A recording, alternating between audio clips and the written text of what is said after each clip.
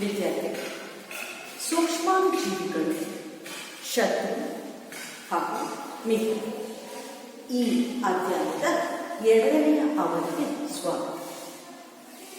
ವಿದ್ಯಾರ್ಥಿ, ಕಳೆದ ತರಗತಿಯಲ್ಲಿ ನಾವು ಸೂಕ್ಷ್ಮಾಣುಜೀವಿಗಳು ಎಂದರೇನು, ಸೂಕ್ಷ್ಮಾಣುಜೀವಿಗಳನ್ನು ನಾವು ಎಷ್ಟು ವರ್ಗಗಳಾಗಿ ವಿಂಗಡಿಸಲಿಕ್ಕೆ ಸಾಧ್ಯ ಅಂದರೆ 5 ವರ್ಗಗಳು, ಸೂಕ್ಷ್ಮಾಣುಜೀವಿಗಳ 5 ವರ್ಗಗಳು ಮತ್ತು ಸೂಕ್ಷ್ಮಾಣುಜೀವಿಗಳಿಗೆ ಉದಾಹರಣೆ ಹಾಗೂ ಸೂಕ್ಷ್ಮಾಣುಜೀವಿಗಳಿಂದ ಮನುಷ್ಯನಿಗೆ ಆಗುವಂತಹ ಅನುಕೂಲವೇನು ಅಥವಾ ಸಹಾಯವೇನು, ಉಪಯೋಗವೇನು ಅನ್ನುವಂಥದ್ದನ್ನು ಅರಿತು. ಇಂದಿನ ತರಗತಿಯಲ್ಲಿ ನಾವು ಸೂಕ್ಷ್ಮಾಣುಜೀವಿಗಳು ಮನುಷ್ಯನಿಗೆ ಹೇಗೆ ಅವರು ಶತ್ರು ಆಗಿವೆ ಅನ್ನುವಂಥದ್ದನ್ನು ತಿಳಿದುಕೊಳ್ತಾ ಹೋಗೋಣ. ವಿದ್ಯಾರ್ಥಿ, ಸೂಕ್ಷ್ಮಾಣುಜೀವಿಗಳಿಂದ ಮನುಷ್ಯನಿಗೆ ಹಾಗೂ ಪ್ರಾಣಿಗಳಿಗಾಗಲಿ ಸಸ್ಯಗಳಿಗಾಗಲಿ ಅನೇಕ ಕಾಯಿಲೆಗಳು ಬರುವಂತಹ ಸಾಧ್ಯತೆ ಇದೆ. ಹಾಗಾಗಿ ಅನೇಕ ರೋಗಗಳನ್ನು ಉಂಟು ಮಾಡ್ತಾರೆ ಸೂಕ್ಷ್ಮಾಣುಜೀವಿಗಳಿಂದ ರೋಗಗಳು ಪ್ರಾಣಿಗಳಿಗೆ, ಮನುಷ್ಯರಿಗೆ, ಸಸ್ಯಗಳಿಗೆ ಬರುವಂಥದ್ದು. ಹಾಗಾಗಿ ರೋಗವನ್ನು ಉಂಟು ಮಾಡುವಂತಹ ಸೂಕ್ಷ್ಮಾಣುಜೀವಿಗಳನ್ನು ನಾವೇನು ಕರೀತೀವಿ ವಿದ್ಯಾರ್ಥಿಗಳೇ, ರೋಗಕಾರಕ ಜೀವಿಗಳು ಅಥವಾ ಪ್ಯಾಥೋಜಿನ್ಸ್ ಅಂತ ಹೇಳಿ ಕರೀತೀವಿ. ಸೂಕ್ಷ್ಮಾಣುಜೀವಿಗಳು ರೋಗಗಳನ್ನು ಉಂಟು ಮಾಡುವಂತಹ ಸೂಕ್ಷ್ಮಾಣುಜೀವಿಗಳನ್ನು ರೋಗಕಾರಕ ಕರೀತೀವಿ. ಆ ರೀತಿಯಲ್ಲಿ ಸೂಕ್ಷ್ಮಾಣುಜೀವಿಗಳು ವೈರಸ್ ಇದೆ, ಬ್ಯಾಕ್ಟೀರಿಯಾ ಇದೆ, ಶಿಲೀಂಧ್ರ ಇದೆ, ಪ್ರೋಟೋಸೋವಾ ಇದೆ. ಈ ಎಲ್ಲ ಜೀವಿಗಳಿಂದಲೂ ಸಹ ಜೀವಿಗಳಿಗೆ ಮಾರಕ ರೋಗಗಳು ಅಥವಾ ಸಣ್ಣ ಪುಟ್ಟ ಕಾಯಿಲೆಗಳು ಸಹ ಬರುವಂತಹ. ಹಾಗಾಗಿ ಈಗ ನಾವು ನೋಡೋಣ, ವೈರಸ್ನಿಂದ ನಮಗೆ ಗೊತ್ತಿರುವಂತಹ ಯಾವ ರೋಗಗಳು ಸಾಮಾನ್ಯವಾಗಿ ಬರುವಂತಹದ್ದು ಅಂತ ಹೇಳಿದಾಗ, ಶೀತ ಅಥವಾ ಸಾಮಾನ್ಯ ಶೀತ ಏನಿದೆ, ಕೋಲ್ಡ್ ಏನಿದೆ, ಅದು ವೈರಸ್ನಿಂದ ಬರುವಂತಹ ಒಂದು ರೋಗ ಆಗಿರುತ್ತೆ. ಹಾಗಾಗಿ ಇನ್ಫ್ಲೂಯೆನ್ಸಾ ಆಗಿರ್ಬೋದು, ಪೋಲಿಯೋ ಆಗಿರ್ಬೋದು, ಏಡ್ಸ್ ಆಗಿರ್ಬೋದು, ಅಥವಾ ಇಡೀ ಮನುಕುಲವನ್ನೇ ತಲ್ಲಣಗೊಳಿಸ್ತಾ ಇರುವಂತಹ, ಇಡೀ ಜಗತ್ತೇ ನಿಗ್ರಹವಾಗಿರುವಂತಹ COVID-19 ಇರ್ಬೋದು, ಇದು ಕೊರೋನಾ ವೈರಸ್ನಿಂದ ಬರುವಂತಹದ್ದು. ಇವೆಲ್ಲವೂ ಸಹ ಸೂಕ್ಷ್ಮಾಣುಜೀವಿಗಳಾದಂತಹ ವೈರಸ್ನಿಂದ ಬಂದಿದೆ. ಹಾಗೆ ಬ್ಯಾಕ್ಟೀರಿಯಾದಿಂದ ಬರುವಂತಹ ರೋಗಗಳನ್ನು ನೋಡ್ತಾ ಹೋದರೆ, ಕಾಲರಾ ಬ್ಯಾಕ್ಟೀರಿಯಾದಿಂದ ಬರುತ್ತೆ. ವಿಷಮ ಶೀತಜ್ವರ ಅಥವಾ ಟೈಫಾಯ್ಡ್ ಏನಿದೆ ಅದು ಸಹ ಯಾವುದರಿಂದ ಬರುತ್ತೆ, ಬ್ಯಾಕ್ಟೀರಿಯಾದಿಂದ ಬರುತ್ತೆ. ಹಾಗೆ ಕ್ಷಯವು ಸಹ ಬ್ಯಾಕ್ಟೀರಿಯಾದಿಂದ ಬರುವಂತಹ ರೋಗ. ಕೆಲವು ಉದಾಹರಣೆಗಳನ್ನು, ಪರಿಚಿತ ಇರುವಂತಹ ಕೆಲವು ಕಾಯಿಲೆಗಳ ಬಗ್ಗೆ ಉದಾಹರಣೆಗಳನ್ನು ನೋಡಬಹುದು. ಹಾಗೆ ಶಿಲೀಂಧ್ರ ಅಂತ ಹೇಳ್ತಾರೆ. ಆ ಶಿಲೀಂಧ್ರ ಅನ್ನುವಂಥದ್ದು ಸಹ ಅದರಿಂದ ಬರುವಂತಹದ್ದು. ಚರ್ಮಕ್ಕೆ ಸಂಬಂಧಿಸಿದಂತಹ ರೋಗಗಳು ಬರುವಂಥದ್ದು, ಹುಳುಕಡ್ಡಿ ಎನ್ನುವಂಥದ್ದು ಸಹ ಶಿಲೀಂಧ್ರದಿಂದ ಬರುವಂತಹ ರೋಗ ಆಗಿದೆ. ಹಾಗೆ ಪ್ರೋಟೋಸೋವಾ ಅಥವಾ ಏಕಕೋಶ ಜೀವಿಯಿಂದ ಅದರಿಂದ ಬರುವಂತಹ ರೋಗಗಳು ಮಲೇರಿಯಾ, ಕಾಲಾಸರ್ ಅಥವಾ ಮತ್ತು ಆಮಶಂಕೆ, ಎಂಟಮೆಬಾಯಿಸ್ಟೋಲಿಟಿಕಾ ಇಂದ ಬರುವಂತಹ. ಈ ರೀತಿ ಅನೇಕ ಸೂಕ್ಷ್ಮಾಣುಜೀವಿಗಳಿಂದ ವಿವಿಧ ರೀತಿಯ ರೋಗಗಳು ಬರುವಂತಹ ಸಾಧ್ಯತೆಗಳಿವೆ. ಆದರೆ ಆ ಸೂಕ್ಷ್ಮಾಣುಜೀವಿಗಳು ಏನಿದೆ, ವೈರಸ್, ಬ್ಯಾಕ್ಟೀರಿಯಾ, ಶಿಲೀಂಧ್ರ, ಏಕಕೋಶ ಜೀವಿ, ಈ ಎಲ್ಲವೂ ಸಹ ರೋಗಕಾರಕಗಳಿದೆ. ಈ ರೋಗಕಾರಕಗಳನ್ನ ಒಂದೆಡೆಯಿಂದ ಮತ್ತೊಂದೆಡೆಗೆ ಸಾಗಿಸುವಂತಹ ವಾಹಕಗಳಲ್ಲಿ ಯಾರು ಕಾರ್ಯನಿರ್ವಹಿಸ್ತಾರೆ ಅನ್ನುವಂತಹದನ್ನ ಈಗ ನಾವು ನೋಡ್ತಾ ಹೋಗೋಣ. ಸೋಂಕನ್ನ ಹರಡುವಂತಹ ವಾಹಕಗಳು, ಸೋಂಕು ಅಂತ ಹೇಳಿದ್ರೆ ಅಥವಾ ಒಂದು ಕಾಯಿಲೆ ಅಥವಾ ಕಾರಣವಾದಂತಹ ವೈರಸ್ ಅಥವಾ ಬ್ಯಾಕ್ಟೀರಿಯಾ ಒಬ್ಬರಿಂದ ಒಬ್ಬರಿಗೆ ಹರಡ್ತಾ ಹೋಗುತ್ತದೆ. ಅಂತಹದನ್ನು ನಾವು ಸೋಂಕಿತ ರೋಗಗಳು ಅಂತ ಹೇಳಿ ಕರಿತೀವಿ. ಆ ರೀತಿಯ ಸೋಂಕು ಹರಡುವಂತಹ ರೋಗಗಳು. ಹಾಗಾಗಿ ಆ ಸೋಂಕನ್ನು ಹರಡುವಂತಹ ವಾಹಕಗಳು ಯಾವುದು ಅಂತ ಹೇಳಿ ನೋಡ್ತಾ ಹೋಗೋಣ. ಆ ವಾಹಕಗಳು ಗಾಳಿಯಿಂದ ಸೋಂಕು ಹರಡಬಹುದು, ಆಹಾರದಿಂದ ಹರಡಬಹುದು, ನೀರಿನಿಂದ ಹರಡಬಹುದು, ಸೋಂಕಿತ ವ್ಯಕ್ತಿಯಿಂದ ಹರಡಬಹುದು, ಸೋಂಕಿತರೊಂದಿಗೆ ದೈಹಿಕ ಸಂಪರ್ಕದಿಂದಲೂ ಸಹ ಈ ರೋಗಕಾರಕಗಳು ಒಬ್ಬರಿಂದ ಒಬ್ಬರಿಗೆ ಹರಡುವಂತಹ ಸಾಧ್ಯತೆ. ಅದಲ್ಲದೇ ಸಹ ಕೀಟಗಳಿಂದಲೂ ಸಹ ಹರಡಬಹುದು ಹಾಗೂ ಪ್ರಾಣಿಗಳಿಂದಲೂ ಸಹ ಒಬ್ಬರಿಗಿಂತ ಒಬ್ಬರಿಗೆ ಸೋಂಕು ಹರಡುವಂತಹ ವಾಹಕಗಳಾಗಿ ಕಾರ್ಯವನ್ನು ನಿರ್ವಹಿಸ್ತಾ ಹೋಗುತ್ತದೆ. ಹಾಗೆ ವಿಷಮಯ ಆಹಾರದಿಂದಲೂ ಸಹ ನಮಗೆ ಸೋಂಕು ಹರಡುವಂತಹ ಸಾಧ್ಯತೆ ಇರುತ್ತೆ. ಹಾಗಾಗಿ ಗಾಳಿ, ನೀರು, ಆಹಾರ ಅಥವಾ ಸೋಂಕಿತ ವ್ಯಕ್ತಿಯಿಂದ ಹರಡುವಂತಹ ರೋಗಗಳು ಯಾವುವು ಅನ್ನುವಂಥದ್ದನ್ನು, ಸಾಮಾನ್ಯ ರೋಗಗಳನ್ನು ನೋಡ್ತಾ ಹೋಗೋಣ. ಇದರಲ್ಲಿ ಕಾಮನ್ ಕೋಲ್ಡ್ ಅಂತ ಹೇಳಿದರೆ ಸಾಮಾನ್ಯ ಶೀತ, influenza, AIDS, COVID-19, chicken pox, ಕ್ಷಯ, ಇದೆಲ್ಲವೂ ಸಹ ಯಾವುದರಿಂದ, ಗಾಳಿಯಿಂದ ಅಥವಾ ನೀರಿನಿಂದ, ಆಹಾರದಿಂದ, ಒಬ್ಬರ ಮುಖಾಂತರ ಕೆಲವು ಇವುಗಳ ಮುಖಾಂತರ ಹರಡುವಂಥದ್ದಾಗಿದೆ. ಈಗ ನಾವು ನೋಡ್ತಾ ಇರುವಂತಹ ಏನಿದೆ ಕೋವಿಡ್-19 ಕೊರೋನಾ ವೈರಸ್ನಿಂದ ಬರ್ತಾ ಇರುವಂತಹ ಈ ರೋಗದಿಂದ ನಾವು ರಕ್ಷಣೆಯನ್ನು ಪಡೆಯಲಿಕ್ಕೋಸ್ಕರ ನೀವು ಸಹ ಈಗ ಮನೆಯಲ್ಲೇ ಉಳ್ಕೊಂಡಿದ್ದೀವಿ. ನಾವು ಸಹ ವಿಡಿಯೋ ತರಗತಿಗಳನ್ನು ಮಾಡ್ತಾ ಇದ್ದೀವಿ, ಆನ್ಲೈನ್ ಕ್ಲಾಸಸ್ ಅನ್ನ ಮಾಡ್ತಾ ಇದ್ದೀವಿ. ಯಾಕೆ ನೀವು ಅಲ್ಲೇ ಉಳ್ಕೊಂಡಿದ್ದೀರಾ ಅಂತ ಹೇಳಿದ್ರೆ ಇದಕ್ಕೆ ಕಾರಣ ಏನಪ್ಪಾ ಅಂತ ಹೇಳಿದ್ರೆ ಒಂದು ಉದಾಹರಣೆಯನ್ನು ತೆಗೆದುಕೊಂಡು ಸಹ ಈ ಸೋಂಕೇನಿದೆ ಒಬ್ಬರಿಂದ ಒಬ್ಬರಿಗೆ ಅವರಿಗೆ ಗಾಳಿಯ ಮುಖಾಂತರ ಅಥವಾ ಅವರ ಸಂಪರ್ಕದಿಂದ ಇದ್ದಂತಹ ವಸ್ತುಗಳಿಂದ ಇವುಗಳಿಂದ ಅವರು ಸುಲಭವಾಗಿ ವೈರಸ್ನ ಸೋಂಕು ಒಬ್ಬರಿಂದ ಒಬ್ಬರಿಗೆ ಹರಡುತ್ತೆ ಎನ್ನುವಂತಹ ಕಾರಣದಿಂದ ನೀವು ಅದು ಸೋಂಕಿತರಿಂದ ದೂರ ಇರಲಿಕ್ಕೋಸ್ಕರ ಏನಾಗಿದ್ದೀರಾ ಮನೆಯಲ್ಲೇ ಉಳಿದುಕೊಂಡಿದ್ದೀರಾ. ಹಾಗಾಗಿ ಇದರಿಂದ ನೀವು ರಕ್ಷಣೆಯನ್ನು ಪಡಿಬೇಕು ಅಂತ ಹೇಳಿದ್ರೆ ಹೊರಗೆ ಬರಬೇಕು ಅಂತ ಆದರೆ ಈಗ ಶಿಕ್ಷಕರಾದಂತಹ ನಾವು ಈಗ ಎಲ್ಲ ಕಡೆಗೆ ಬರ್ತಾ ಇದ್ದೀವಿ, ನಿಮ್ಮ ಹಳ್ಳಿಗಳಿಗೆ ಬರ್ತಾ ಇದ್ದೀವಿ, ನಿಮ್ಮ ಮನೆ ಹತ್ರ ಬರ್ತಾ ಇದ್ದೀವಿ, ಬಸ್ಸಿನಲ್ಲಿ ಓಡಾಡ್ತಾ ಇದ್ದೀವಿ. ಹಾಗಾದ್ರೆ ನಾವು ಈ ಸೋಂಕಿತರೊಂದಿಗೆ ಅಥವಾ ನಾವು ಅದನ್ನು ಓಡಾಡುವಂತಹ ಸಮಯದಲ್ಲಿ ನಾವು ನಮಗೆ ಆ ರೀತಿಯಲ್ಲಿ ಯಾವುದೇ ರೋಗ ಬರದೇ ಇರುವಾಗ ಹೇಗೆ ರಕ್ಷಣೆಯನ್ನು ಪಡಿಲಿಕ್ಕೆ ಸಾಧ್ಯ?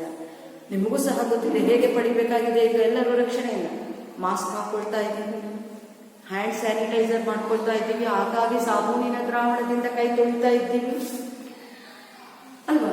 ಹಾಗೂ ಮತ್ತು ಸಾಮಾಜಿಕ ಅಂತರವನ್ನು ಕಾಪಾಡ್ಕೊಳ್ತಾ ಇದ್ದೀವಿ. ಯಾಕೆ ಸಾಮಾಜಿಕ ಅಂತರವನ್ನು ಕಾಪಾಡ್ಕೊಳ್ತಾ ಇದ್ದೀವಿ? ನಿಮಗೆ ಗೊತ್ತಿರ್ಬೋದು, ಶಾಲೆಗೆ ಬಂದಾಗಲೂ ಸಹ ಅಕ್ಕಪಕ್ಕದಲ್ಲಿ ನಿಮ್ಮ ಕುಳಿತಂತಹ ಸ್ನೇಹಿತರಿಗೆ ಯಾರಾದರೂ ನಿಮ್ಮ ಸ್ನೇಹಿತರಿಗೆ ಶೀತ ಆದರೆ ನಿಮಗೂ ಸಹ ಕೆಲವು ದಿನಗಳ ನಂತರ ಶೀತ ಆಗ್ತಾ ಇದೆ. ಕೆಲವರಿಗೆ ಆಗದೆ ಇದ್ರೆ ಅದಕ್ಕೆ ಕಾರಣ ಅವರಲ್ಲಿ ರೋಗ ನಿರೋಧಕ ಶಕ್ತಿ ಎನ್ನುವುದು ಸಾಮಾನ್ಯ ಶೀತ ಅನ್ನುವಂಥದ್ದು ಹಾಗೆ ಆಗಿದೆ. 8ನೇ ತರಗತಿಯವರೆಗೆ ಬಂದಿದ್ದೀರಾ, ಇದುವರೆಗೂ ನನಗೆ ಒಂದು ಸಲವೂ ಶೀತ ಆಗೇ ಇಲ್ಲ ಮಿಸ್ ಅನ್ನುವಂಥವ್ರು ಯಾರಾದ್ರೂ ಇದ್ರೆ ಹೇಳಿ ನೋಡಿ. ಎಲ್ಲರಿಗೂ ಒಂದಲ್ಲ ಒಂದು ಕಾರಣದಿಂದ ಶೀತ ಆಗಿದೆ. ಮನೆಯಲ್ಲಿ ಒಬ್ಬರಿಗೆ ಶೀತ ಆದರೆ ಕೆಲವೇ ದಿನಗಳಲ್ಲಿ ಮತ್ತೊಬ್ಬರಿಗೆ ಹರಡ್ತಾ ಹೋಗುತ್ತೆ.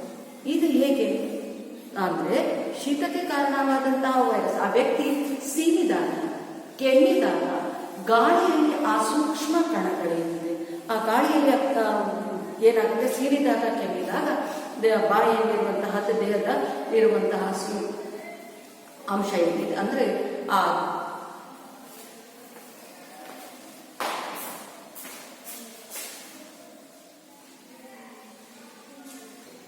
ಅಂದ್ರೆ ವ್ಯಕ್ತಿ ಸೋಂಕಿತ ವ್ಯಕ್ತಿ ಶೀತದಿಂದ ಬಳಲುತ್ತಿರುವಂತಹ ವ್ಯಕ್ತಿ ಕೆಮ್ಮಿದಾಗ ಅಥವಾ ಸೀನಿದಾಗ ಬಾಯಿಯಲ್ಲಿರುವಂತಹ ಆ ನೀರಿನ ಅಂಶ ಏನಿದೆ ಅದು ಗಾಳಿಗೆ ಸೇರಿದೆ. ಆ ಗಾಳಿಯಲ್ಲಿ ಸೇರಿದೆ ಅಂತದ್ದು ಭಾರವಾದಂತಹ ಕಣಗಳೇನಾಗಿರುತ್ತೆ, ಭಾರವಾದಂತಹ ನೀರಿನ ಕಣಗಳೇನಾಗುತ್ತೆ 2 ಮೀಟರ್ 4 ಮೀಟರ್ ಅಂತರದವರೆಗೆ ಬೀಳ್ತಾರೆ. ಆದರೆ ಹಗುರವಾಗಿರುವಂತಹ ನೀರಾವರಿ ತರದ ತುಂತುರುಗಳೇನಿದೆ ಅದು ಗಾಳಿಯಲ್ಲೇ ಅದರಲ್ಲಿ ಇರುತ್ತೆ. ಇಂತಹ ಗಾಳಿಯಲ್ಲಿ ಆ ವೈರಸ್ಗೆ ಕಾರಣವಾದಂತಹ ಅಂಶಗಳಿರುತ್ತೆ ಅಥವಾ ಕಾಯಿಲೆಗೆ ಕಾರಣವಾದಂತಹ ರೋಗಕ್ಕೆ ಕಾರಣವಾದಂತಹ ಅಂಶಗಳಿರುತ್ತೆ.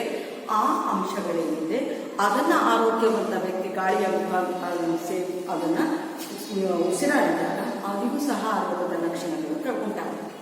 ಹಾಗಾಗಿ ಗಾಳಿಯಿಂದ ಆಗಿರ್ಬೋದು ಅಥವಾ ಕಲುಷಿತ ನೀರಿನ ಸೇವನೆಯಿಂದ ಕಾಲರ ರೋಗ ಆಗಿರ್ಬೋದು ಅಥವಾ ಆಹಾರ ಪದಾರ್ಥಗಳಲ್ಲಿ ಸೂಕ್ಷ್ಮಾಣುಜೀವಿಗಳ ಆಹಾರ ಪದಾರ್ಥ ಹಾಳಾಗಿದ್ದು ಅದರಲ್ಲಿ ಇರುವಂತಹ ಸೂಕ್ಷ್ಮಾಣುಜೀವಿಗಳಿಂದ ಅವುಗಳಿಂದಲೂ ಸಹ ನಮಗೆ ರೋಗ ಉಂಟಾಗುವಂತಹ ಸಾಧ್ಯತೆ ಇದೆ. ಹಾಗೆ ಸೋಂಕಿತ ವ್ಯಕ್ತಿಯೊಂದಿಗೆ ಸತತವಾಗಿ ಸಂಪರ್ಕದಲ್ಲಿರುವುದರಿಂದಲೂ ಸಹ ಮತ್ತೆ ಕೆಲವು ಸೋಂಕಿತ ವ್ಯಕ್ತಿಯ ಸಂಪರ್ಕದಿಂದ ಸಾಮಾನ್ಯವಾಗಿ ಈಗ ನಾವು ನೋಡ್ತಾ ಇರುವಂಥದ್ದು ಕೋವಿಡ್-19 ಅನ್ನುವಂಥದ್ದು. ಇವುಗಳಿಂದ ಸಾಮಾನ್ಯ ಶೀತ ಸೋಂಕಿತ ವ್ಯಕ್ತಿಯಿಂದ ಸಾಮಾನ್ಯ ಶೀತ ಆಗಿರ್ಬೋದು, ಕೋವಿಡ್-19 ಆಗಿರ್ಬೋದು, ಚಿಕನ್ ಪಾಕ್ಸ್ ಆಗಿರ್ಬೋದು, ಇವೆಲ್ಲವೂ ಸಹ ಒಬ್ಬರಿಂದ ಒಬ್ಬರಿಗೆ ಹರಡುವಂತಹ ರೋಗಗಳಾಗಿರುವಂಥದ್ದಾಗಿದೆ. ಹಾಗೆ ದೈಹಿಕ ಸಂಪರ್ಕದಿಂದ ಸೋಂಕಿತ ವ್ಯಕ್ತಿಯ ದೈಹಿಕ ಸಂಪರ್ಕದಿಂದ HIV ಎನ್ನುವಂತಹ ವೈರಸ್ ಸಹ ವರ್ಗಾವಣೆಯಾಗುವಂಥದ್ದು ಇದು ಒಂದನ್ನು ಕಾಣ್ತಾ ಹೋಗ್ಬೋದು ಕೋವಿಡ್-19 ಸಹ. ಹಾಗಾಗಿ ಈ ಗಾಳಿ, ನೀರು, ಆಹಾರ ಇವೆಲ್ಲವೂ ಸಹ ಇವುಗಳ ಮುಖಾಂತರ ಸೂಕ್ಷ್ಮಾಣುಜೀವಿಗಳು ಒಬ್ಬರಿಂದ ಒಬ್ಬರಿಗೆ ರೋಗವನ್ನು ಹರಡುವಂತಹ ಸೂಕ್ಷ್ಮಾಣುಜೀವಿಗಳು ಒಬ್ಬರಿಂದ ಒಬ್ಬರಿಗೆ ಹರಡಲಿಕ್ಕೆ ಸಾಧ್ಯ ಆಗ್ತಾ ಹೋಗುತ್ತೆ. ಅದಲ್ಲದೆ ಕೀಟಗಳು ಮತ್ತು ಪ್ರಾಣಿಗಳಿಂದಲೂ ಸಹ ಏನಾಗ್ತಾ ಹೋಗುತ್ತಪ್ಪ ಅಂತ ಹೇಳಿದ್ರೆ ಕೆಲವು ರೋಗಗಳು ಒಬ್ಬರಿಂದ ಒಬ್ಬರಿಗೆ ಹರಡುತ್ತೆ. ಅದರಲ್ಲಿ ಮಲೇರಿಯಾ, ಡೆಂಗಿ. ಮಲೇರಿಯಾ ಅನ್ನುವಂಥದ್ದು ಕೀಟದಿಂದ ಸೊಳ್ಳೆಯಿಂದ ಬರುವಂತಹ ಒಂದು ರೋಗ. ಸೊಳ್ಳೆಯಿಂದ ಅಂತ ಹೇಳಿದ್ರೆ ಹಾಗಾದ್ರೆ ಯಾಕೆ ಇದನ್ನ ಇಲ್ಲಿ ಸೂಕ್ಷ್ಮಾಣು ಜೀವಿಗಳ ಬಿಟ್ಟಿದ್ದೀವಿ ಅಂತ ಹೇಳಿದ್ರೆ ಮಲೇರಿಯಾ ಅನಾಫಿಲಿಸ್ ಅನ್ನುವಂತಹ ಹೆಣ್ಣು ಸೊಳ್ಳೆಯಿಂದ ಇದು ಬರುವಂತಹದ್ದು, ಸೂಕ್ಷ್ಮಾಣು ಜೀವಿಯಿಂದಲೇ ಬರುವಂಥದ್ದು, ಪ್ರೋಟೋಸೋವಾದಿಂದಲೇ ಬರುವಂತಹ ರೋಗ ಆದರೂ ಸಹ ಅದನ್ನು ಹರಡುವಂತಹ ಜೀವಿ ಏನಾಗಿರುತ್ತಪ್ಪ ಅಂತ ಹೇಳಿದ್ರೆ ಇಲ್ಲಿ ಅನಾಫಿಲಿಸ್ ಅನ್ನುವಂತಹ ಹೆಣ್ಣು ಸೊಳ್ಳೆ. ಈ ಹೆಣ್ಣು ಸೊಳ್ಳೆಯ ಬಾಯಿಯ ಸಂಕ್ರಾಂತಿಯಲ್ಲಿ ಅಲ್ಲಿ ಏನಾಗಿರುತ್ತೆ ಮಲೇರಿಯಾಕ್ಕೆ ಕಾರಣವಾದಂತಹ ಪ್ರೋಟೋಸೋವಾ ಏಕಕೋಶ ಜೀವಿ ಇರುವಂತದ್ದಾಗಿದೆ. ಪ್ಲಾಸ್ಮೋಡಿಯಂ ವೈವಾಕ್ಸ್ ಅನ್ನುವಂತಹ ಒಂದು ಏಕಕೋಶ ಜೀವಿ ಅದು ಒಬ್ಬರಿಂದ ಒಬ್ಬರಿಗೆ ಹರಡುವುದರ ಮೂಲಕ ಮಲೇರಿಯಾ ರೋಗವನ್ನು ಉಂಟು ಮಾಡುತ್ತೆ. ಹಾಗೆ ಡೆಂಗ್ಯೂ ಅನ್ನುವಂತಹದ್ದು ಸಹ ಕೋವಿಡ್-19 ಬರೋದಕ್ಕಿಂತ ಮೊದಲು ಡೆಂಗ್ಯೂ ಜ್ವರ ಅಂತ ಹೇಳಿದ್ರೆ ಎಲ್ಲರೂ ಎದುರ್ತಾ ಇದ್ದಾರೆ. ಆದ್ರೆ ಡೆಂಗ್ಯೂ ಸಹ ಅಂದ್ರೆ ಇಲ್ಲಿ ಈಡಿಸ್ ಈಜಿಪ್ಟಿ ಅನ್ನುವಂತಹ ಹೆಣ್ಣು ಸೊಳ್ಳೆಯಿಂದ ಹರಡ್ತಾರೆ. ಈ ಹೆಣ್ಣು ಸೊಳ್ಳೆಯಿಂದ ಈಡಿಸ್ ಈಜಿಪ್ಟಿ ಅನ್ನುವಂತಹ ಸೊಳ್ಳೆಯಿಂದ ಹರಡುತ್ತೆ. ಈ ಹರಡುವಂತಹ ಈ ಡೆಂಗ್ಯೂ ಏನಿದೆ ಇದು ಸಹ ವಾಂತಿ, ಜ್ವರ ಈ ಲಕ್ಷಣಗಳನ್ನು ಉಂಟು ಮಾಡ್ತಾ ಇದ್ದು, ಹಾಗಾಗಿ ನಾವು ಕೀಟಗಳಿಂದ ಬರುವಂತಹ ರೋಗಗಳು ಸಹ ಅದು ಸಹ ಏನಾಗ್ತಾ ಹೋಗಿದೆ ನಮಗೆ ಒಬ್ಬರಿಂದ ಒಬ್ಬರಿಗೆ ಹರಡುವಂತಹ ಸೋಂಕಿತ ರೋಗವಾಗ್ತಾ ಹೋಗಿದೆ. ಹಾಗೆ ಪ್ರಾಣಿಗಳಿಂದಲೂ ಸಹ ಕೆಲವು ರೋಗಗಳು ಬರ್ತಾ ಹೋಗುತ್ತೆ. ಅದ್ಯಾವುದಪ್ಪ ಅಂದ್ರೆ ರೇಬಿಸ್ ಮತ್ತು ಈಲಿ ಜ್ವರ. ರೇಬಿಸ್ ಅನ್ನುವಂಥದ್ದು ಸಾಕು ಪ್ರಾಣಿಗಳಿಂದ ಅಥವಾ ನಾಯಿಯಿಂದ ಇವುಗಳಿಂದ ಕಚ್ಚಿದಾಗ ಬೆಕ್ಕು, ಮಂಗ ಇವುಗಳಿಂದ ಇದು ಬರುವಂತಹದ್ದಾಗಿದೆ. ಈಲಿ ಜ್ವರ ಇವು ಪ್ರಾಣಿಗಳಿಂದ ಬರುವಂತಹ ರೋಗಗಳಾಗಿದೆ. ಹಾಗೆ ವಿಷಯುವಂಥದ್ದು ರೋಗಕಾರಕವಾದಂಥದ್ದು ಹೇಗಪ್ಪ ಅಂತ ಹೇಳಿದ್ರೆ ವಿಷಮಯವಾದಂಥ ಆಹಾರ ಸೇವನೆ. ಬಹಳ ದಿನಗಳಿಂದ ಸಂಗ್ರಹಿಸಿದಂಥ ಆಹಾರ ಪದಾರ್ಥದಲ್ಲಿ ಸೂಕ್ಷ್ಮಾಣು ಜೀವಿಗಳು ಬೆಳೆದಿದ್ದು ಆಹಾರ ಪದಾರ್ಥ ಸೇವನೆಗೆ ಯೋಗ್ಯವಾಗಿಲ್ಲದಿದ್ದರೆ ಅಂತಹ ಆಹಾರ ಪದಾರ್ಥ ವ್ಯರ್ಥವಾಗುತ್ತೆ ಅಂತ ಹೇಳಿ ನಾವು ಸೇವಿಸಿದಾಗ ಆಗಲೂ ಸಹ ನಮಗೆ ರೋಗವನ್ನು ಉಂಟಾಗುವಂತಹ ಸಾಧ್ಯತೆ ಇರುತ್ತೆ. ಆಹಾರ ವಿಷಮಯವಾಗುತ್ತೆ ಅಂತ ಹೇಳಿದ್ರೆ ಸೂಕ್ಷ್ಮಾಣು ಜೀವಿಗಳು ಆಹಾರ ಪದಾರ್ಥದಲ್ಲಿ ಬೆಳೆದು ಅದು ವಿಷಯುಕ್ತವನ್ನಾಗಿ ಮಾಡಿರುತ್ತೆ. ಅಂತಹ ವಿಷಯುಕ್ತ ಆಹಾರ ಪದಾರ್ಥವನ್ನು ಸೇವಿಸಿದಾಗ ವಾಂತಿಯಂತಹ ಲಕ್ಷಣಗಳು ಮತ್ತು ಭೀಕರವಾದಂತಹ ಕಾಯಿಲೆಗಳು ಉಂಟಾಗುವಂತಹ ಸಾಧ್ಯತೆ ಇದೆ. ಹಾಗಾಗಿ ಮಕ್ಕಳೇ, ಈ ರೀತಿಯಲ್ಲಿ ಸೂಕ್ಷ್ಮಾಣು ಜೀವಿಗಳು ಮನುಷ್ಯನಿಗೆ, ಪ್ರಾಣಿಗಳಿಗೆ, ಸಸ್ಯಗಳಿಗೆ ಅನೇಕ ರೋಗಗಳನ್ನು ಉಂಟು ಮಾಡೋದ್ರಿಂದ ಸೂಕ್ಷ್ಮಾಣು ಜೀವಿಗಳನ್ನು ನಾವು ಮನುಷ್ಯನ ಏನಂತ ಹೇಳಿ ಕರಿತೀವಿ, ಶತ್ರು ಅಂತ ಹೇಳಿ ಕರಿತೀವಿ. ಹಾಗಾದ್ರೆ ಯಾವ ಯಾವ ರೋಗಗಳು ನಮಗೆ ಪ್ರಾಣಿಗಳಿಗೆ ಬರುತ್ತೆ, ಸಸ್ಯಗಳಿಗೆ ಬರುತ್ತೆ ಅನ್ನುವಂಥದ್ದನ್ನ ಈಗ ನಾವು ವಿವರವಾಗಿ ತಿಳಿದುಕೊಳ್ಳೋಣ.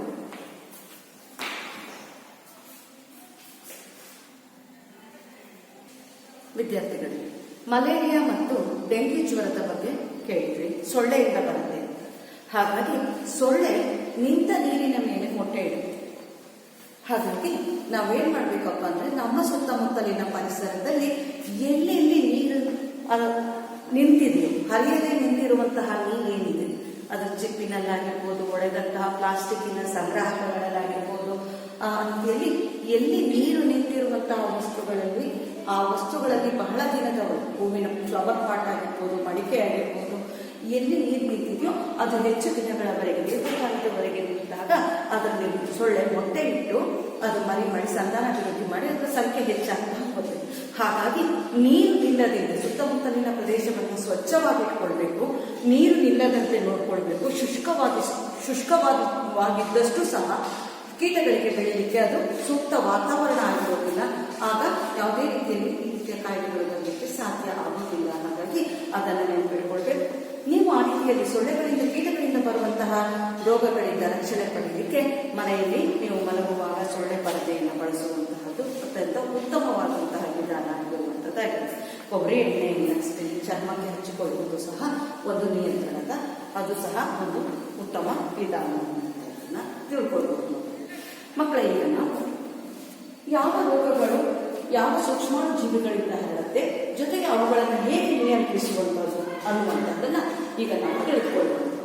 ಮೊದಲಿಗೆ ರೋಗವನ್ನು ಉಂಟು ಮಾಡುವಂತಹ ಆ ಸೂಕ್ಷ್ಮಾಣು ಜೀವಿ ಯಾವುದು ಮತ್ತು ಆ ರೋಗದ ಹೆಸರೇನು ಮತ್ತು ರೋಗ ಹರಡುವಂತಹ ವಾಹಕಗಳು ಅಥವಾ ಯಾವುದು ಅನ್ನುವಂಥದ್ದು, ಹೇಗೆ ರೋಗವನ್ನು ನಿಯಂತ್ರಿಸುವುದು ಅನ್ನುವಂಥದ್ದು ಪಠ್ಯಪುಸ್ತಕದಲ್ಲಿರುವಂತಹ ವಿಷಯವನ್ನೇ ನಾವು ತಿಳ್ಕೊಂಡು ಹೋಗೋಣ. ಮತ್ತೆ ರೋಗದ ಹೆಸರಲ್ಲಿ ಮೊದಲನೇದಾಗಿ ಕ್ಷಯ, ಇದು ಬ್ಯಾಕ್ಟೀರಿಯಾದಿಂದ ಬರುತ್ತೆ.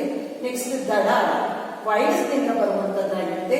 ಸೀತಾಳೆ ಸಿಡುಬು, ಇದು ಇದು ಸಹ ವೈರಸ್ನಿಂದ ಬರುವಂತಹ ರೋಗ. ಪೋಲಿಯೋ ಇದು ಸಹ ವೈರಸ್ನಿಂದ ಬರುವ ರೋಗ. ಹೆಪಟೈಟಿಸ್ ಬಿ ಇದು ವೈರಸ್ನಿಂದ ಬರುವ ರೋಗ. ಇದಲ್ಲದೆ ಬಹಳಷ್ಟು ರೋಗಗಳು ಇರುವಂತಹದ್ದು ಕೋವಿಡ್-19 ಅವೆಲ್ಲವೂ ಸಹ ಇದೆ. ನಾವು ಈಗ ಪಠ್ಯಪುಸ್ತಕದಲ್ಲಿರುವಂತಹವುಗಳನ್ನು ಮಾತ್ರ ಇದು ಉದಾಹರಣೆಯಾಗಿ ತೆಗೆದುಕೊಳ್ತಾ ಹೋಗ್ತೀವಿ. ಹಾಗಾಗಿ ಕ್ಷಯ, ದಡಾರ, ಸಿತಾಳೆ, ಸಿಡುಬು, ಪೋಲಿಯೋ, ಹೆಪಟೈಟಿಸ್ ಬಿ ಇವಿಷ್ಟು ಸಹ ಇವುಗಳಲ್ಲಿ ಎಲ್ಲವೂ ಸಹ ವೈರಸ್ ಆಗಿದ್ದು, ಕ್ಷಯ ರೋಗ ಮಾತ್ರ ಏನಾಗಿರುತ್ತೆ, ಬ್ಯಾಕ್ಟೀರಿಯಾದಿಂದ ಬರುವಂತಹ ರೋಗ ಆಗಿರುತ್ತೆ. ಕ್ಷಯ ರೋಗ ಬ್ಯಾಕ್ಟೀರಿಯಾದಿಂದ ಬರುತ್ತೆ. ಇದು ಗಾಳಿಯಿಂದ ಒಬ್ಬರಿಂದ ಒಬ್ಬರಿಗೆ ಹರಡುತ್ತೆ.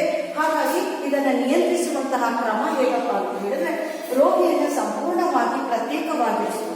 ಈಗ ನಾವೇನಿದೆ ಕೋವಿಡ್-19 ಬಂದಂತವರ ವ್ಯಕ್ತಿಯನ್ನು ಐಸೋಲೇಷನ್ಗೆ ಒಳಪಡಿಸ್ತಿದ್ದೀವಿ. ಅವರ ಸಂಪರ್ಕದಿಂದ ಇತರರಿಗೆ ಯಾವುದೇ ರೀತಿಯಲ್ಲಿ ಅವರಿಂದ ಸೋಂಕು ಹರಡದೇ ಇರುವ ಹಾಗೆ ತಡಿತಾ ಇರುವೋ ಅದೇ ರೀತಿಯಲ್ಲಿ ಇದನ್ನು ಸಹ ಗುಣಪಡಿಸಬಹುದಾದಂತಹ ರೋಗ. ಇದಕ್ಕೆ ಎದುರುವಂತಹ ಅವಶ್ಯಕತೆಯೇ ಇಲ್ಲ. ಹಾಗಾಗಿ ಗುಣಪಡಿಸಬಹುದಾದಂತಹ ರೋಗ ಒಬ್ಬರಿಂದ ಒಬ್ಬರಿಗೆ ಹರಡದೇ ಇರಲಿ ಎನ್ನುವಂತಹ ಕಾರಣಕ್ಕೆ ನಾವು ರೋಗಿಯನ್ನು ಸಂಪೂರ್ಣವಾಗಿ ಪ್ರತ್ಯೇಕವಾಗಿ ಇರಿಸಿ ಚಿಕಿತ್ಸೆಯನ್ನು ನೀಡಲಾಗುತ್ತೆ.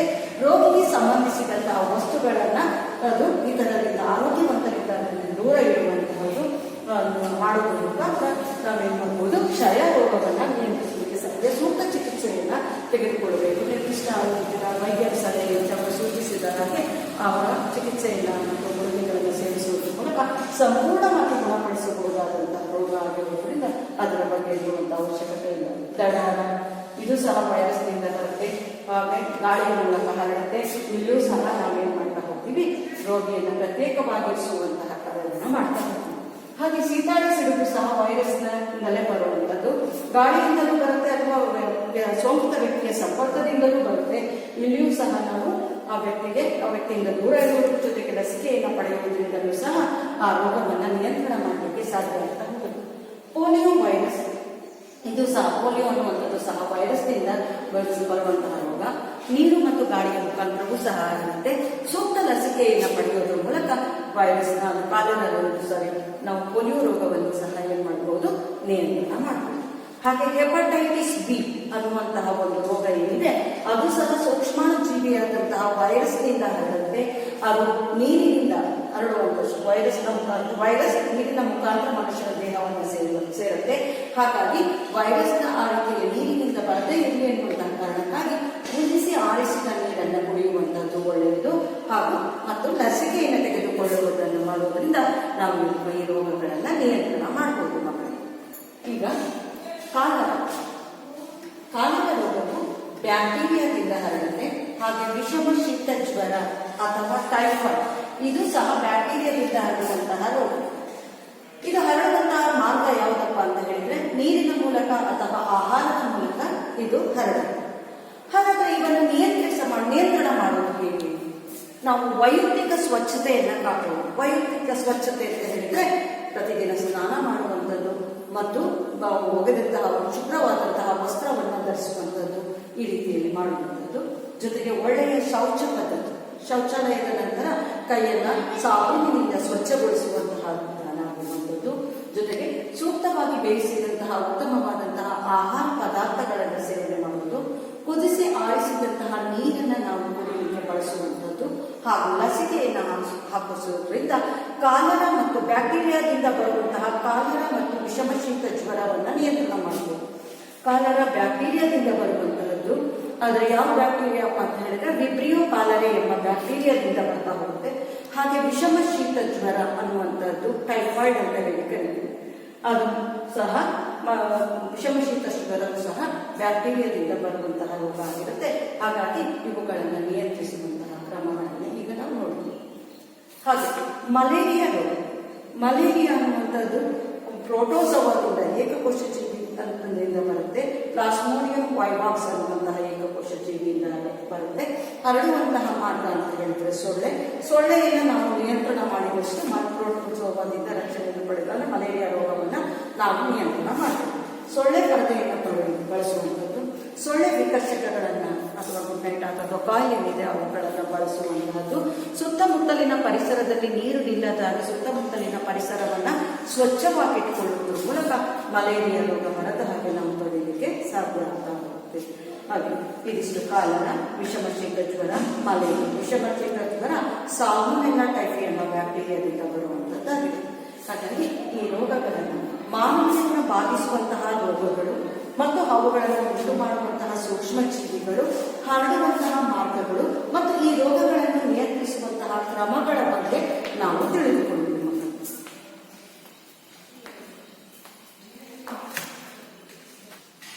ವಿದ್ಯಾರ್ಥಿಗಳು, ಈಗ ನಾವು ಸಸ್ಯಗಳಿಗೆ ಸೂಕ್ಷ್ಮಾಣು ಜೀವಿಗಳಿಂದ ಬರುವಂತಹ ರೋಗಗಳ ಬಗ್ಗೆ ತಿಳಿದುಕೊಳ್ತಾ ಈಗ ಇಲ್ಲಿ ಸಸ್ಯ ರೋಗಗಳ ಹೆಸರು, ಅದನ್ನು ಹರಡುವಂತಹ ಸೂಕ್ಷ್ಮ ಜೀವಿಗಳು, ರೋಗ ಹರಡುವಂತಹ ಮಾರ್ಗಗಳನ್ನು ಇಲ್ಲಿ ನಾವು ಬರೆದಿರುವುದನ್ನು ತಿಳ್ಕೊಳ್ತಾ ಹೋಗೋಣ. ಸಸ್ಯ ರೋಗಗಳ ಹೆಸರು ಸಿಟ್ರಸ್ ಕ್ಯಾಂಕರ್ ಅನ್ನುವಂತಹ ಕಿತ್ತಳಕ್ಕೆ ಬರುವಂತಹ ರೋಗ, ಬ್ಯಾಕ್ಟೀರಿಯಾದಿಂದ ಬರುವಂತಹದ್ದು, ಗಾಳಿಯ ಮೂಲಕ ಏನೇನಾಗುತ್ತೆ ಹರಡುವಂತಹದ್ದಾಗಿದೆ. ಹಾಗೆ ಗೋಧಿ ಬೆಳೆಗೆ ಬರುವಂತಹ ತುಕ್ಕು ರೋಗ ಏನಿದೆ ಇದು ಸಹ ಸೂಕ್ಷ್ಮಾಣು ಜೀವಿಯ ಆದಂತಹ ಶಿಲೀಂಧ್ರದಿಂದ ಬರುತ್ತೆ. ಅದು ಗಾಳಿ ಮತ್ತು ಬೀಜಗಳ ಮುಖಾಂತರ ಈ ರೋಗ ಹರಡುವಂತಹದ್ದಾಗಿದೆ. ಹಾಗೆ ಬೆಣ್ಣೆ ಗಿಡಕ್ಕೆ ಬರುವಂತಹ ಹಳದಿ ನಾಳ ಮೊಸಾಯಿಕ್ ರೋಗ ಏನಿದೆ ವೈರಸ್ನಿಂದ ಹರಡುವಂತಹದ್ದಾಗಿದೆ.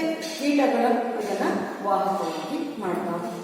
ಹಾಗಾಗಿ ಕೇವಲ ಕಿತ್ತಳೆ, ಗೋಧಿ, ಬೆಣ್ಣೆ ಗಿಡ ಅಥವಾ ಈ ಗಿಡಗಳಿಗೆ ಅಲ್ಲದೆ ಇಲ್ಲಿ ಭತ್ತಕ್ಕೂ ಸಹ ಭತ್ತ ಆಗಿರ್ಬೋದು, ಗೋಧಿ ಆಗಿರ್ಬೋದು, ಕಬ್ಬು ಆಗಿರ್ಬೋದು, ಆಲೂಗಡ್ಡೆ ಆಗಿರ್ಬೋದು, ಕಿತ್ತಳೆ ಆಗಿರ್ಬೋದು, ಸೇಬು ಆಗಿರ್ಬೋದು, ಈ ಸಸ್ಯಗಳಿಗೂ ಸಹ ಎಲ್ಲ ಸಸ್ಯಗಳಿಗೂ ಸಹ ರೋಗಗಳು ಸೂಕ್ಷ್ಮಾಣು ಜೀವಿಗಳಿಂದ ಬರುತ್ತೆ. ಆದರೆ ಸೂಕ್ಷ್ಮಾಣು ಜೀವಿಗಳಿಂದ ಬರುವಂತಹ ಈ ರೋಗಗಳಿಗೆ ಸೂಕ್ತ ರಾಸಾಯನಿಕಗಳನ್ನ ಔಷಧಿಯನ್ನು ಸಿಂಪಡಣೆ ಮಾಡೋದ್ರ ಮೂಲಕ ನಾವು ಸಸ್ಯಗಳಿಗೆ ಸೂಕ್ಷ್ಮಾಣು ಜೀವಿಗಳಿಂದ ಬರುವಂತಹ ರೋಗಗಳನ್ನು ಸಹ ನಿಯಂತ್ರಿಸಲಿಕ್ಕೆ ಸಾಧ್ಯವಿಲ್ಲ. ಹಾಗೆ ಮಾನವನಿಗೂ ಸಹ ಸೂಕ್ಷ್ಮಾಣು ಜೀವಿಗಳಿಂದ ರೋಗ ಬರುತ್ತೆ, ಹಾಗೂ ಸಸ್ಯಗಳಿಗೂ ಸಹ ಸೂಕ್ಷ್ಮಾಣು ಜೀವಿಗಳಿಂದ ರೋಗಗಳು ಬರುತ್ತೆ ಎನ್ನುವಂಥದ್ದು ತಿಳ್ಕೊಂಡು ನಾವು ಕೊನೆಯಲ್ಲಿ ಪ್ರಾಣಿಗಳಿಗೂ ಸಹ ಜಾನುವಾರುಗಳಿಗೂ ಸಹ ಸೂಕ್ಷ್ಮಾಣು ಜೀವಿಗಳಿಂದ ರೋಗಗಳು ಹರಡುತ್ತಾ ಹೋಗುತ್ತೆ.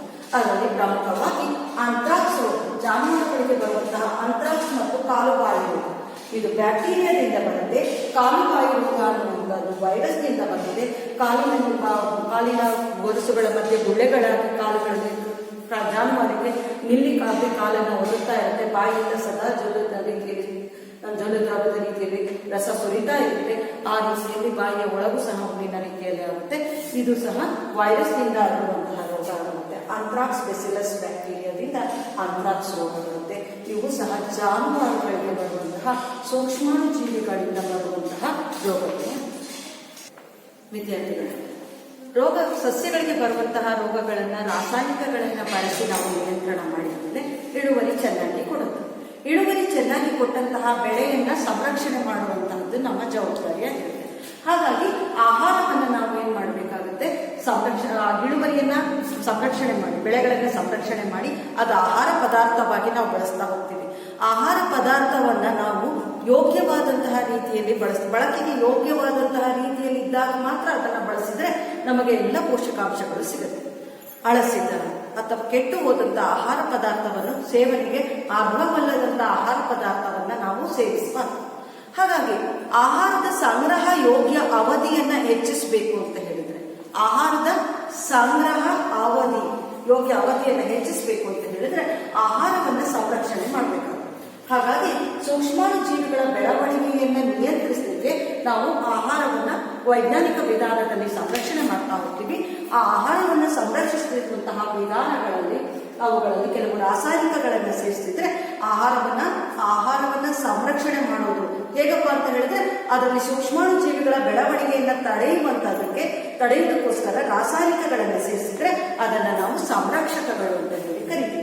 ಈಗ ನಾವು ನೋಡ್ತಾ ಹೋಗೋಣ, ಆಹಾರ ಸಂರಕ್ಷಕಗಳಾಗಿ ಯಾವ ವಸ್ತುಗಳನ್ನ ಬಳಸ್ತಾ ಹೋಗ್ತೀವಿ ನಿತ್ಯ ಜೀವನದಲ್ಲಿ.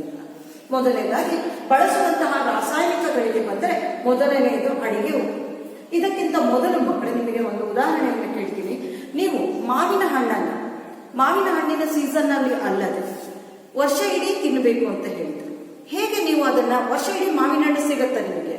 ಬೆಳೆ ಅನ್ನುವಂಥದ್ದು ವರ್ಷದ ಒಂದೇ ಒಂದು ಬೇಸಿಗೆ ಕಾಲದಲ್ಲಿ ಸಿಗುವಂತಹ ಮಾವಿನ ಹಣ್ಣನ್ನ ನೀವು ವರ್ಷ ಪೂರ್ತಿ ಬಳಸುವಂತಹ ಸಾಧ್ಯತೆ ಇದೆಯೋ ಇಲ್ಲ? ಕೆಲವರು ಇದೆ ಅಂತ ಹೇಳ್ತಾ ಇದ್ದಾರೆ, ಕೆಲವರು ಯೋಚನೆ ಮಾಡ್ತಾ ಇದ್ದಾರೆ, ಕೆಲವರು ಇಲ್ಲ ಅಂತ ಹೇಳ್ತಾ ಇದ್ದಾರೆ. ಆದರೆ ಮಕ್ಕಳ ಯೋಚನೆ ಮಾಡಿ ನೋಡಿ, ಇದೆಯೋ ಇಲ್ವೋ? ಇದೆ. ಮಾವಿನ ಹಣ್ಣೇ ಅಲ್ಲದೆ ನೋಡಿ, ಮನೆಗಳಲ್ಲಿ ಅಜ್ಜಿ ಉಪ್ಪಿನಕಾಯಿ ಹಾಕಿದ್ರೆ 1 ತಿಂಗಳು 2 ತಿಂಗಳು ವರ್ಷಗಟ್ಟಲೆ ಇರುತ್ತೆ ಮಾವಿನಕಾಯಿ ಉಪ್ಪಿನಕಾಯಿ. ಹೌದಾ? ಮಾವಿನ ಹಣ್ಣು ಅಂತ ಹೇಳಿದ್ರೆ ನೀವು ಇವತ್ತು ಕೊಯ್ದಿಟ್ಟಂತ ಮಾವಿನ ಹಣ್ಣು ನೀವು ಇವತ್ತೇ ತಿನ್ಬೇಕು, ನಾಳೆ ತಿಂದ್ರೆ ಹಾಳಾಗಿದೆ, ಬಳಕೆಗೆ ಯೋಗ್ಯ ಅಲ್ಲ, ಉತ್ತಮ ಪೋಷಕಾಂಶಗಳು ಸಿಗೋದಿಲ್ಲ, ಆಹಾರ ಅದರ ವಾಸನೆ ರುಚಿ ಬಣ್ಣ ಎಲ್ಲ ಕೆಟ್ಟೋಗಿರುತ್ತೆ, ನೀವು ತಿನ್ನೋದಿಲ್ಲ. ಅದೇ ಮಾವಿನ ಹಣ್ಣಿನ ಜ್ಯೂಸ್ ಅಲ್ಲ, ಕುಡಿತೀರಾ ಅಲ್ವಾ? ಯಾವ್ಯಾವ ಸಿಗ್ತಾ ಇದೆ ಮಾವಿನ ಹಣ್ಣಿನ ಜ್ಯೂಸ್ ಅಂತ ಹೇಳಿದ್ರೆ, ಯಾವಾಗ ವರ್ಷ ಇಡೀ ಸಿಗುತ್ತೆ, ಸ್ಲೈಸ್ ಆಗಿರ್ಬೋದು, ಮಾಸ ಆಗಿರ್ಬೋದು. ಹಾಗಾದ್ರೆ ಹೇಗೆ ಇದನ್ನ ಸಂರಕ್ಷಣೆ ಮಾಡ್ತಾರೆ ಅನ್ನುವಂಥದ್ದನ್ನ ಏನು ಅಂತ ಹೋದರೆ, ಆಹಾರವನ್ನು ಸಂರಕ್ಷಣೆ ಮಾಡಲಿಕ್ಕೆ ಕೆಲವರು ಆ ಸಂರಕ್ಷಕಗಳನ್ನ ಬಳಸ್ತಾ ಹೋಗ್ತಾರೆ.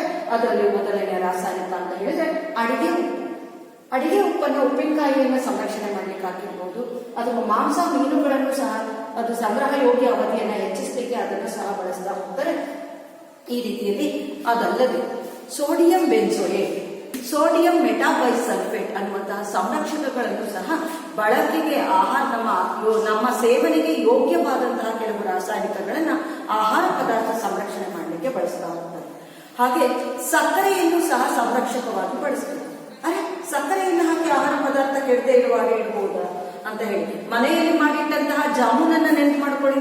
ಜಾಮೂನು ಒಂದೇ ದಿನದಲ್ಲಿ ಅದು ನೀವು ಮಾಡಿದ್ರೆ ಖಾಲಿ ಆಗುತ್ತೆ. ಇಲ್ಲಾಂದ್ರೆ ಅದನ್ನ ನೀವು ಯಾವುದೇ ರೆಫ್ರಿಜರೇಟರ್ ನಲ್ಲಿ ಇಡದೆ ಅದನ್ನ ಹಾಗೆ ನೀವು ಒಂದು ಬಾಟಲಿನಲ್ಲಿ ಹಾಕಿ ಸುಮಾರು 1 ವಾರದವರೆಗೆ ಇಡಬಹುದು ಆ ಸಕ್ಕರೆಯ ಜ್ಯೂಸ್ ನಲ್ಲಿ ಜಾಮೂನನ್ನ. ಆದ್ರೆ ಅದನ್ನ ಇಡ್ಲಿಕ್ಕೆ ನೀವು ಬಿಟ್ಟಿಲ್ಲ ಆದ್ರೂ ಸಹ ಸಕ್ಕರೆ ಎನ್ನುವಂಥದ್ದು ತೇವಾಂಶವನ್ನ ಅದೇನ್ ಮಾಡ್ತಾ ಹೋಗುತ್ತೆ, ಹೆಚ್ಚು ಮಾಡಿ ಅಲ್ಲಿ ನಿಮಗೆ ಸೂಕ್ಷ್ಮಾಣು ಜೀವಿಗಳ ಬೆಳವಣಿಗೆಯನ್ನು ನಿಯಂತ್ರಣ ಮಾಡೋದ್ರಿಂದ ಜಾಮ್, ಜೆಲ್ಲಿ, ಹಣ್ಣಿನ ರಸದಲ್ಲಿ ಸಕ್ಕರೆಯನ್ನು ಹಾಕಿ ಅದರ ಸಂಗ್ರಹ ಯೋಗ್ಯ ಅವಧಿಯನ್ನು ಹೆಚ್ಚು ಮಾಡಲಿಕ್ಕೆ ಸಾಧ್ಯ ಆಗುತ್ತೆ ಮಕ್ಕಳು. ಹಾಗೆ ಎಣ್ಣೆ ಮತ್ತು ವಿನಿಗರ್ ಅಂತ ಹೇಳಿ ನಿಮಗೆ ಗೊತ್ತಿದೆ, ಮನೆಯಲ್ಲಿ ಬಳಸ್ತಾ ಹೋಗ್ತೀರಾ. ಅಸಿಟಿಕ್ ಆಮ್ಲ ಅನ್ನುವಂಥದ್ದನ್ನೇ ಅದನ್ನೇ ನಾವು ವ್ಯಾವಹಾರಿಕವಾಗಿ ವಿನಿಗರ್ ಅಂತ ಹೇಳಿ ಬಳಸ್ತೀವಿ. ಈ ಎಣ್ಣೆ ಉಪ್ಪಿನಕಾಯಿ, ರೆಡಿಮೇಡ್ ಉಪ್ಪಿನಕಾಯಿಯನ್ನ ಅಂಗಡಿಯಲ್ಲಿ ತಂದ್ರೆ ಅದರಲ್ಲಿ ಸಂರಕ್ಷಕಗಳನ್ನು ಹಾಕಿರ್ತಾರೆ. ಆ ಎಣ್ಣೆ ಉಪ್ಪಿನಕಾಯಿ ಡಬ್ಬಿಯನ್ನು ಓಪನ್ ಮಾಡಿದ್ರೆ ಅದರ ಮೇಲ್ಭಾಗದಲ್ಲಿ 1-2 ಇಂಚಷ್ಟು ಎಣ್ಣೆಯೂ ಸಹ ಇರುತ್ತೆ.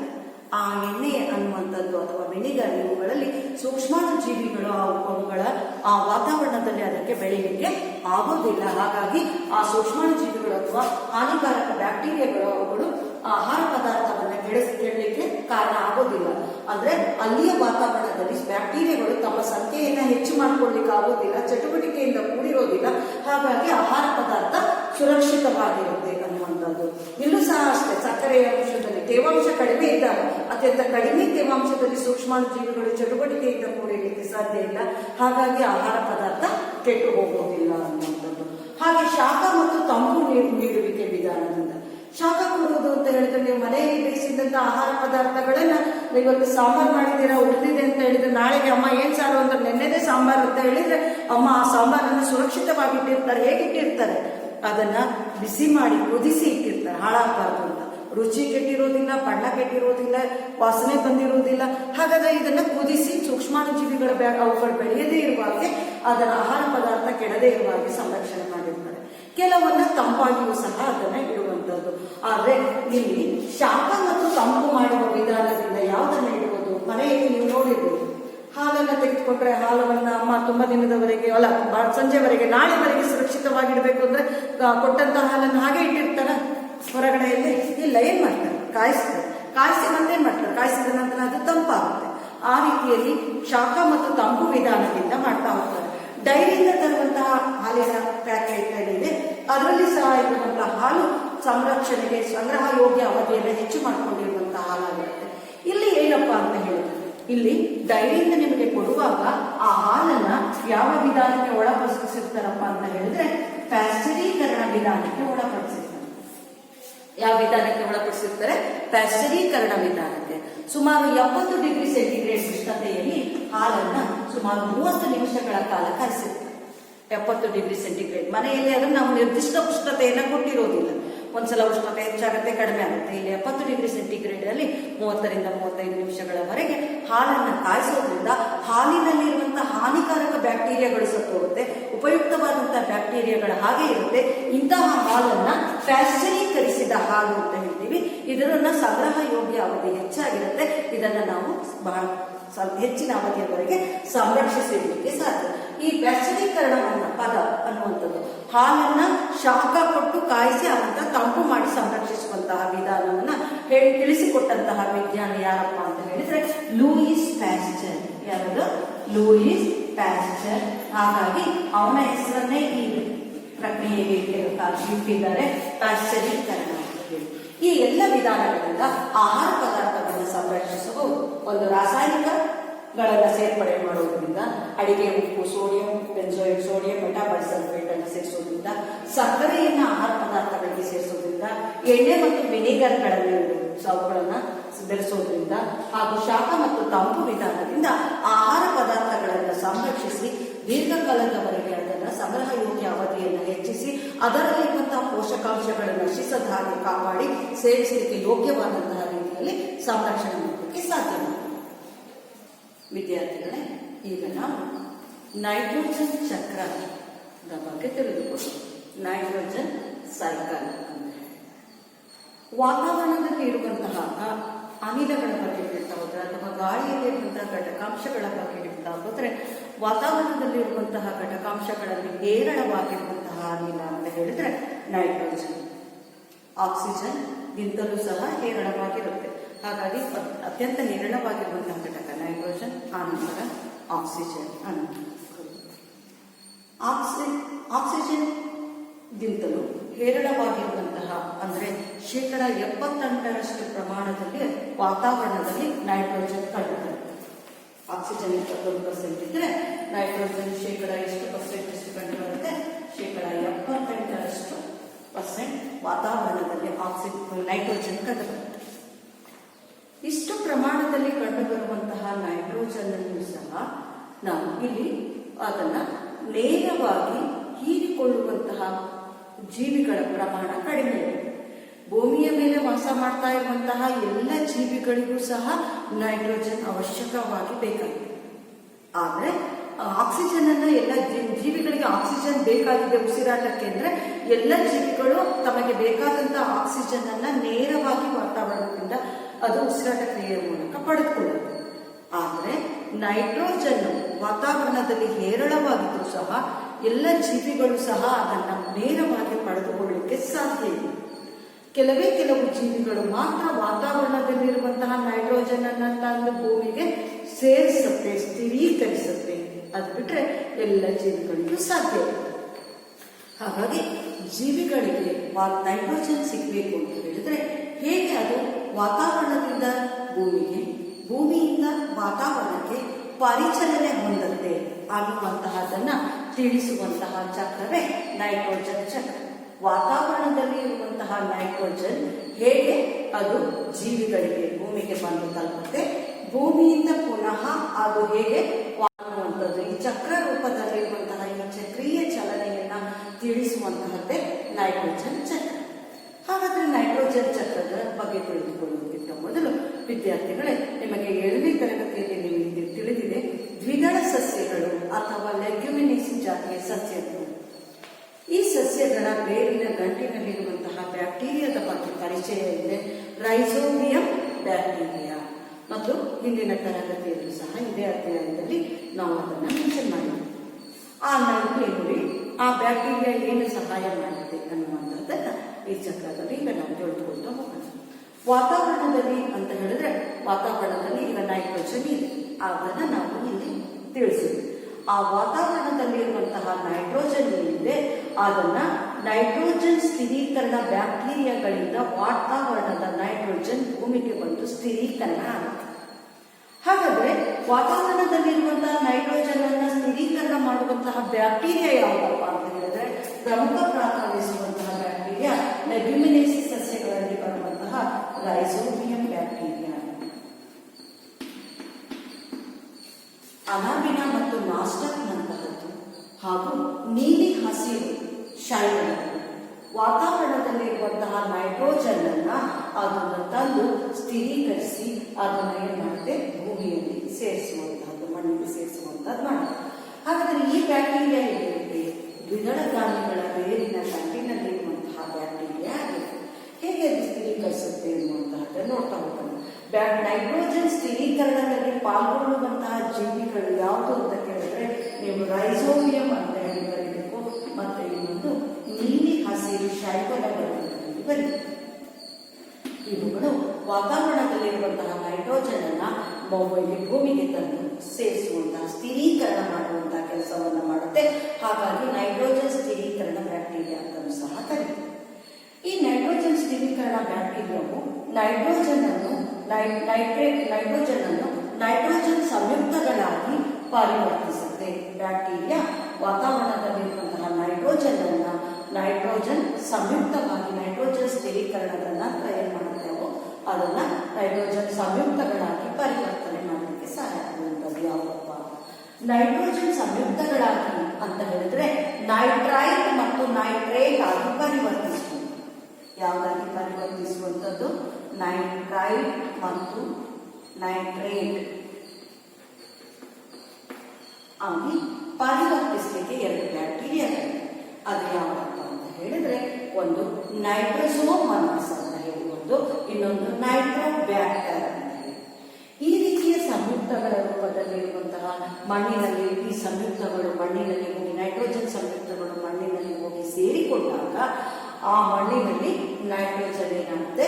ಸಂಯುಕ್ತಗಳ ರೂಪದಲ್ಲಿ ಇತರ ನೈಟ್ರೋಜನ್ ಪ್ಲಸ್ ಆಕ್ಸಿಜನ್ ಅವುಗಳ ಸಂಯುಕ್ತದ ರೂಪದಲ್ಲಿ ಅದು ಮಣ್ಣಿನಲ್ಲಿ ಹೋಗಿ ಸೇರಿಕೊಳ್ಳುತ್ತೆ. ನೈಟ್ರೇಟ್ ಆಗಿ ಮಣ್ಣಿನಲ್ಲಿ ಸೇರಿಕೊಳ್ಳುತ್ತೆ.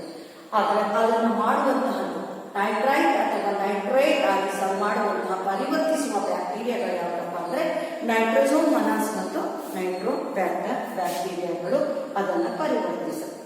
ಮಣ್ಣಿಗೆ ಬಂದು ಸೇರಿಕೊಂಡಿದೆ ಈಗ ಯಾವುದು? ವಾತಾವರಣದಲ್ಲಿ ಇರುವಂತಹ ನೈಟ್ರೋಜನ್ ರೈಸೋಬಿಯಂ ಮತ್ತು ನೀಲಿ ಹಸಿರು ಶೈವಲಗಳಿಂದ ನೈಟ್ರೋಜನ್ ಸ್ಥಿರೀಕರಣ ಆಯಿತು. ಅಲ್ಲಿಂದ ನೈಟ್ರೋಜನ್ ಸಂಯುಕ್ತಗಳಾಗಿ ಮಣ್ಣಿನಲ್ಲಿ ಬಂದು ಸೇರಿಕೊಂಡಿದೆ. ಅದಲ್ಲದೆ ವಾತಾವರಣದಿಂದ ನೈಟ್ರೋಜನ್ ಮಿಂಚಿನಿಂದಲೂ ಸಹ ನೈಟ್ರೋಜನ್ ಸ್ಥಿರೀಕರಣ.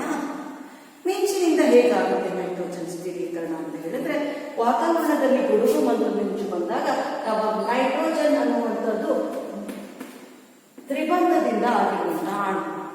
ನೈಟ್ರೋಜನ್ ಅನ್ನುವಂಥದ್ದು ತ್ರಿಬಂಧದಿಂದ ಆಗಿರುವಂತಹ ಅಣು. ಈ ಅಣುಗಳ ನಡುವೆ ಇರುವಂತಹ ಬಂಧವನ್ನ ಬೇರ್ಪಡಿಸಬೇಕು ಅಂತ ಹೇಳಿದ್ರೆ ಅತಿ ಹೆಚ್ಚಿನ ಶಕ್ತಿ ಬೇಕಾಗುತ್ತೆ, ಶಾಖ ಬೇಕಾಗುತ್ತೆ. ಹಾಗಾಗಿ ಗುಡುಗು ಮತ್ತು ಮಿಂಚು ಬಂದಾಗ ವಾತಾವರಣದಲ್ಲಿರುವಂತಹ ನೈಟ್ರೋಜನ್ ಅಣು ಏನಾಗುತ್ತೆ? ಅದು ಪ್ರತ್ಯೇಕ ಆಗ್ತಾ ಹೋಗುತ್ತೆ. ಇವೆರಡೂ ಸಹ ಏನಾಗುತ್ತೆ? ಅಣುಗಳು ಪರಮಾಣು ಇವೇನಾಗುತ್ತೆ? ಇದು ಬೇರೆ ಬೇರೆ ಪ್ರತ್ಯೇಕ ಆಗುತ್ತೆ ಉಷ್ಣತೆಗೆ. ಆಗ ಇದೇನಾಗುತ್ತೆ? ವಾತಾವರಣದಲ್ಲಿರುವಂತಹ ಆಕ್ಸಿಜನ್ ಜೊತೆಗೆ ಸೇರಿ ಮಳೆ ನೀರಿನ ಮುಖಾಂತರ ಏನಾಗುತ್ತೆ? ಪುನಃ ಮಣ್ಣಿಗೆ ನೈಟ್ರೋಜನ್ ಸಂಯುಕ್ತಗಳಾಗಿ ಬಂದು ಮಣ್ಣಿಗೆ ಸೇರಿಕೊಳ್ಳುತ್ತೆ. ಮಣ್ಣಿಗೆ ಬಂದಿರುವಂತಹ ನೈಟ್ರೋಜನ್ ಸಂಯುಕ್ತವನ್ನ ಈಗ ಏನ್ ಮಾಡ್ತಾ ಇದೆ?